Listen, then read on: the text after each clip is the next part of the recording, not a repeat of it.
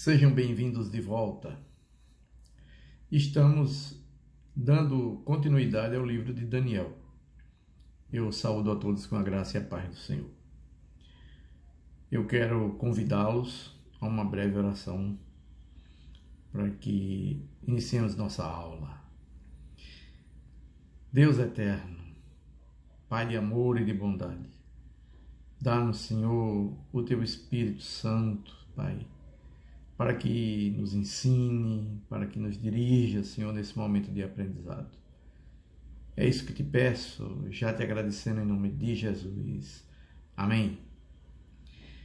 Vejamos, nós estamos na segunda aula do livro de Daniel. A aula inicial foi muito mais para fazer um preâmbulo do livro, algumas características, mas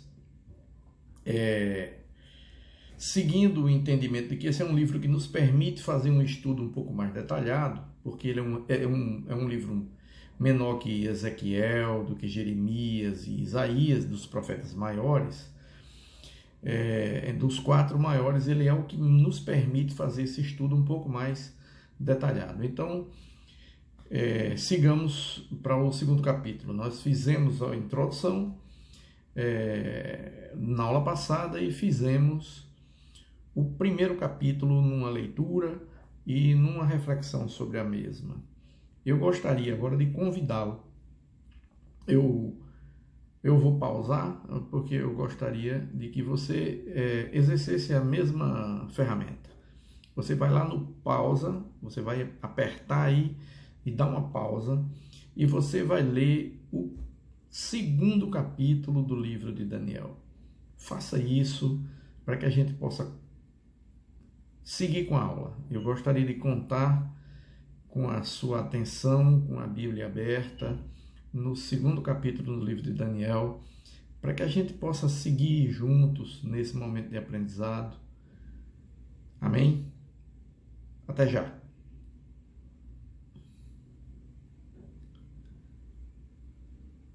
Bem, eu imagino que você já fez o uso do pausa, né? Pausou sua aula, leu o capítulo e agora nós vamos juntos tentar beber dessa fonte riquíssima, dessa fonte maravilhosa que Deus nos deixou. O livro de Daniel, ele traz no segundo capítulo um sonho que o rei Nabucodonosor teve e que o tirou do equilíbrio, e ele, muito preocupado com o sonho, gostaria de ter esse sonho revelado. E como rei, e um rei todo-poderoso na época, ele determina que os sábios, adivinhem qual era o sonho e interpretasse o sonho. E como isso era uma missão, segundo os sábios, impossível para um ser humano, o rei decreta que todos fossem mortos.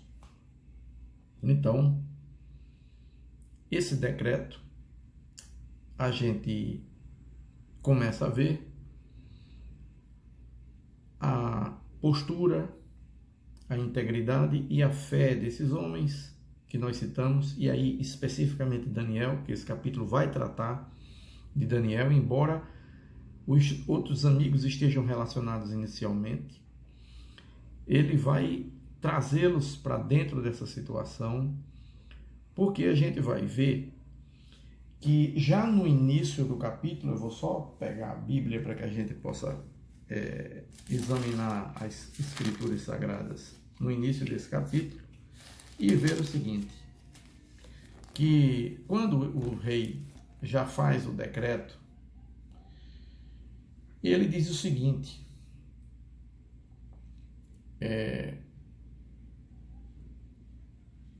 bem percebo que quereis ganhar tempo, porque vedes que o que eu disse está resolvido. Isto é, se não me fazes saber o sonho, uma só sentença será a vossa, pois combinastes palavras mentirosas e perversas para proferir a minha presença, até que se mude a situação. Portanto, dize-me o sonho e saberei que me podereis dar-lhe a interpretação. Então o rei queria não só que alguém interpretasse o sonho, mas que alguém adivinhasse o que ele sonhou. né? Então era uma tarefa dupla e muito difícil. E aí os sábios, né? Ele chama de magos e sábios todos aqueles que estavam atendendo os caldeus na época com essas funções junto do rei, eram conselheiros dele, trouxessem a ele não só a revelação do sonho, mas também dissesse o que ele sonhou.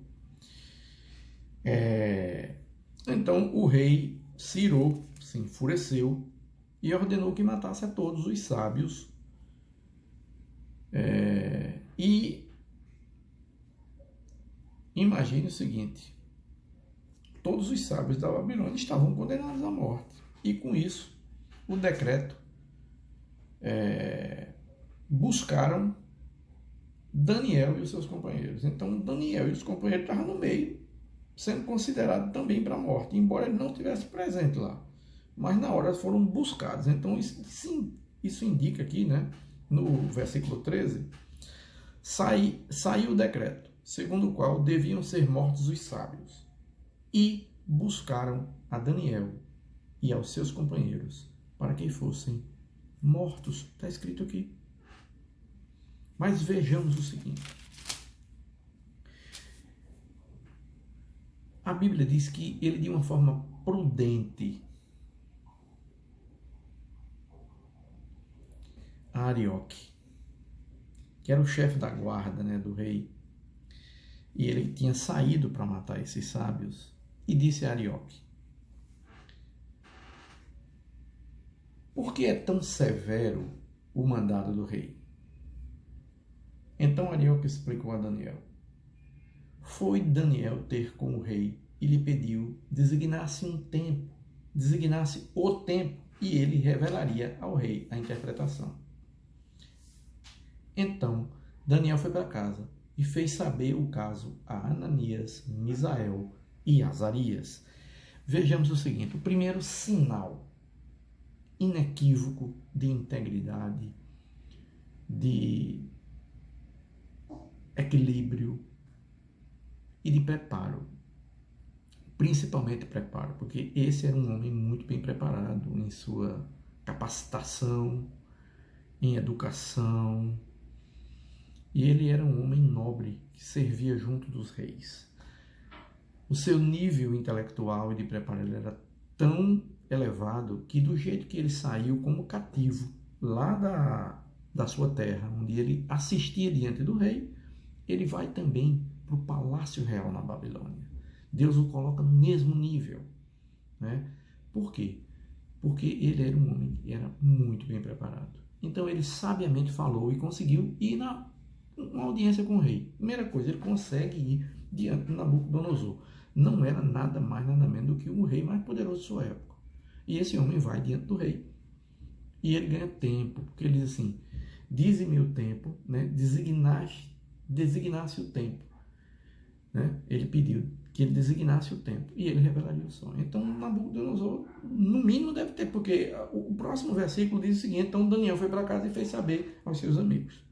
Então, ou seja, ele conseguiu o tempo. Primeira coisa, que é a forma sábia desse homem, traz como consequência positiva do seu comportamento e da sua integridade, é que ele adia uma sentença de morte. E a sua atitude traz para ele livramento, mas para todos os magos, adivinhos, todos aqueles que assistiam ao rei nesses assuntos, foram protegidos. Um homem justo age e acaba beneficiando a todos os magos, porque ele conseguiu tempo. Então ele adia a execução. O primeiro ponto, né? Então é muito bom a gente ver isso. E quando ele chega em casa, que chama seus amigos, olha o que a Bíblia vai dizer: para que pedissem misericórdia ao Deus do céu.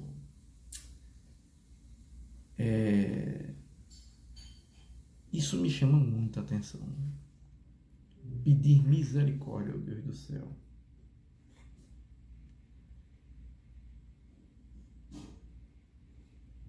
Atitude de oração. Sabe o que é que acontece, gente?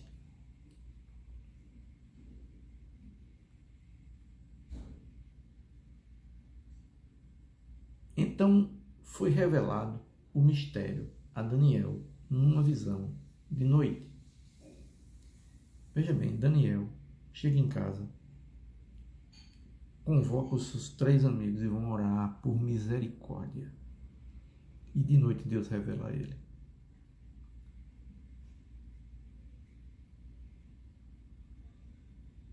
É maravilhoso a gente ver isso. Exemplo de testemunho, exemplo de integridade, exemplo de compromisso, mas também exemplo de comportamento. Deus espera de mim e de você um comportamento. Deus não espera de mim recitar versículos na hora dessa, não. Ele espera de mim e depende a minha segurança, a minha integridade. Tudo depende do meu comportamento. E comportamento, gente, nesse momento que eu estou dizendo, é a forma de reagir. O comportamento é todas as ações e reações que compõem a minha conduta naquele momento. Então, se eu me aperreio, se eu perco o equilíbrio, tudo isso faz parte do meu comportamento. Um homem de fé não se abala fácil. Um homem de fé usa a sua fé para obter equilíbrio no momento desse e raciocinar, porque de cabeça quente ou desesperado, você não raciocina de forma boa. Então, veja o primeiro exemplo construtivo da vida desse homem. E aí o que é que acontece? Aliás, já vem diversos, né? Desculpe, eu disse o primeiro, mas desculpe, é mais um, né? Efeito positivo desse comportamento maravilhoso. No mesmo versículo, que diz que então foi revelado o ministério numa visão de noite, Daniel bendisse o Deus do céu. Olha a atitude imediata dele. Ele louva, ele engrandece, ele bendiz ao Senhor. Então brota desse coração o reconhecimento imediato do favor de Deus para com ele, para com todos, porque seus amigos também estavam sendo favorecidos.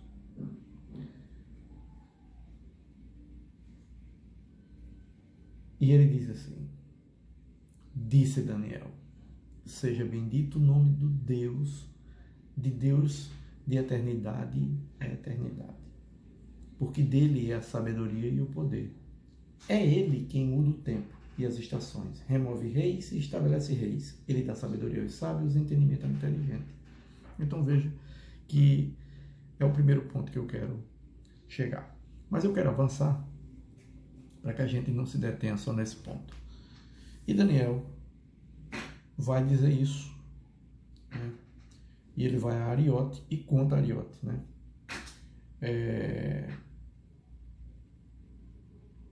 Ariote é o que estava para exterminar os sábios, né? Os adivinhos.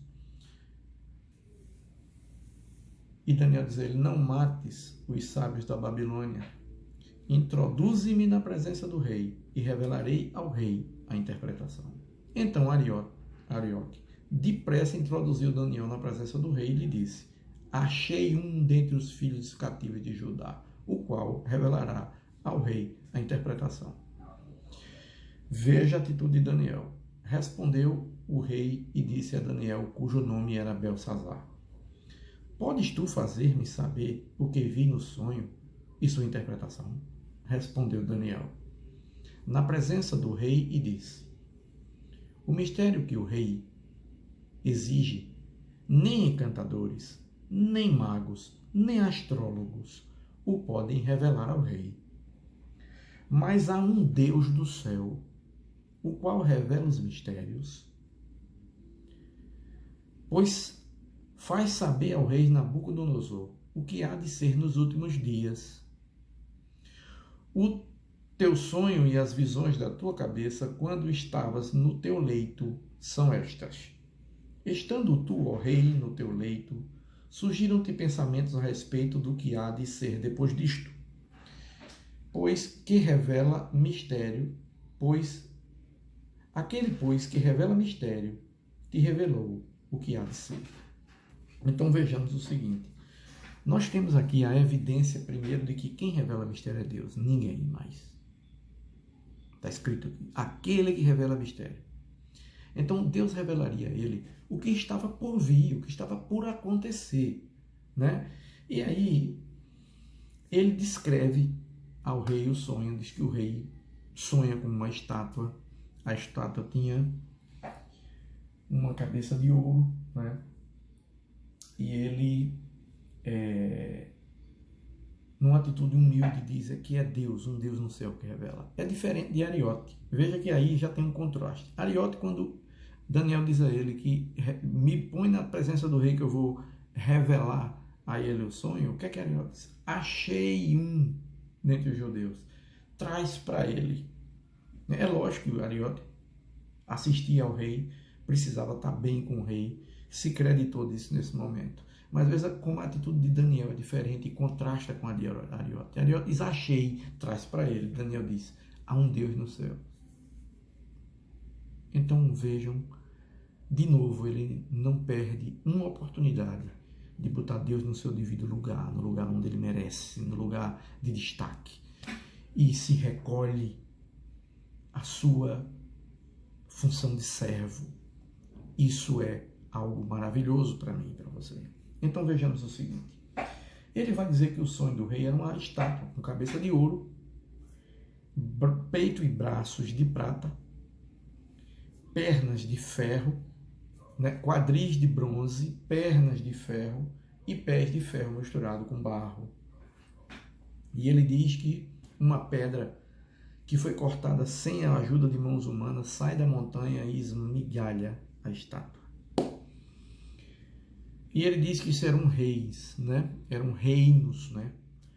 E que esse quinto reino era o reino do Deus eterno, um reino que seria para todo sempre, que viria e destruiria todos os reinos da terra e assumiria o comando, né? Ele está revelando aí o triunfo de Deus sobre tudo. Ele está revelando o futuro, ele está nos auxiliando a interpretar Apocalipse. E ele está gerando em mim e em você uma coisa maravilhosa para caminhar com Deus, para caminhar na vida que temos aqui materialmente, que é gerar esperança no nosso interior. Porque quando a gente olha para a mensagem profética, apocalíptica, que nos revela algo do porvir, nós temos que entender o seguinte, que o que Deus quer com essas mensagens é trazer segurança a mim e a você, gerar esperança no meu e no seu coração, dizendo de uma vez por todas que eu e você creia de que Ele triunfa sobre tudo. Então vamos lá. O que a gente tem que tirar dessa lição desse momento? A primeira coisa é a seguinte. Veja que a composição da estátua ela é de ouro, prata, ferro e ferro misturado com barro. Se a gente for olhar para o que está comentado, eu fui para alguns comentários que eu tenho trazido para vocês, o Rick Warren, Eugene Peterson, o comentário da Sociedade Bíblica do Brasil, onde a gente começa a ver o seguinte. Há uma degradação da qualidade do material. Ele começa com ouro na cabeça. E ele vai para prata, vai para ferro, bronze, ferro e barro. Mas ele há um paralelo aí. Primeiro ele mostra o seguinte, essa degradação ela é acompanhada da dureza. Porque o ouro vai perdendo o seu valor para a prata, e a prata é mais dura que o ouro, é menos maleável. O ferro, assim também, porque o bronze, ele é mais impuro que a prata, mas ele é também mais duro. O ferro, mais duro que todos, é o de menor valor. Então vejam que há uma degradação da qualidade do material e há um acréscimo proporcional em dureza. Então veja que mensagem poderosa tem essa mensagem da estátua. Mas também ela vai mostrar que a sua base é frágil, porque é uma mistura, e é uma mistura de ferro com barro. Se a gente olhar para tudo isso, nós vamos ver o seguinte, que a cabeça de ouro era o próprio Nabucodonosor, era o próprio rei da Babilônia, não é? E ele vai descrever. E ele lá, se você olhar aí um pouquinho mais adiante, Daniel vai descrever ele como o rei a quem Deus o constituiu de poder e força. Daniel, logo após isso, Daniel vai dizer, vai revelar, a quem Deus construiu de poder e força. Então vamos lá. Os peitos e os braços de prata representam o reino medo-persa, que vem e domina sobre a Babilônia. Então imagine o seguinte, os dois braços representam a dupla origem desse reino, né? Por isso que os dois braços. Agora, o abdômen e os quadris de bronze representam a Grécia, né? E o grande chifre do primeiro rei, Alexandre o Grande. Então, isso é um paralelo para que a gente veja a estátua como, em termos de integridade, que ela vai se deteriorando, mas agora em termos de representatividade, são 4 grandes reinos. E aí as pernas de ferro e os pés, parte de ferro, parte de barro, representa o Império Romano, que vem e subjuga tudo isso, domina sobre o mundo numa outra época, mas faz alianças. E são alianças difíceis, porque ele é dividido na sua composição, mas ele é forte do lado ferro, mas é frágil do lado barro. Então, como eles não se unem bem, ela nunca será coesa, né? Porque ela vai ser simbolizada por muita divisão e muita incoerência. Porque isso representa as alianças que Roma fez sempre, muitas alianças, algumas de forma inteligente, mas isso traz mal sobre ela mesma. E por isso mesmo, é um exemplo a ser seguido para que a gente observe que isso não poderia acabar bem. Então, o quinto reino, como o tempo dos gentios ainda não acabou, né? Então é tido como que o quinto é o governo mundial do Senhor, né? Que virá sobre todas as nações, e ele simplesmente vai trazer destruição de todos os reinos, e ele se sobrepõe a esses reinos, né? E aí a gente pode ver que Daniel está predizendo Cristo antes da sua carne. Amém? Então, é isso que a gente traz aqui nessa aula hoje. É isso que eu espero que você leia esse capítulo, releia, entenda todos esses pormenores para que a gente possa tirar dessa fonte o melhor dela. Eu saúdo a todos com a graça e a paz do Senhor, desejo a todos um culto abençoado e fico por aqui, na esperança de que na próxima aula a gente possa refletir um pouco mais acerca agora dos 3 amigos do capítulo 3 do livro de Daniel, que também vão dar um exemplo de muita integridade e compromisso com o Senhor. Tchau!